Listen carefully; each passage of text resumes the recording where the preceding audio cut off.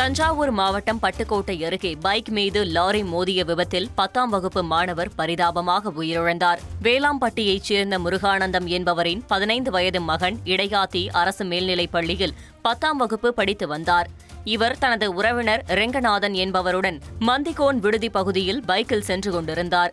அப்போது பின்னால் வந்த லாரி அவர்களின் பைக் மீது மோதியதால் 10ஆம் வகுப்பு மாணவன் சம்பவ இடத்திலேயே உயிரிழந்த நிலையில் ரெங்கநாதன் பலத்த காயமடைந்தார். விழுப்புரம் மாவட்டம் மரக்காணம் அருகே பைக் மீது அரசு சொகுசு பேருந்து மோதியதில் இளைஞர் பரிதாபமாக உயிரிழந்தார்.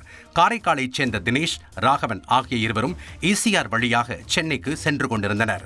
மரக்காணம் தீர்த்தவாரி வளைவு பகுதியில் இவர்கள் சென்ற பைக் மீது சென்னையில் இருந்து கும்பகோணம் நோக்கி சென்ற அரசு பேருந்து மோதியது.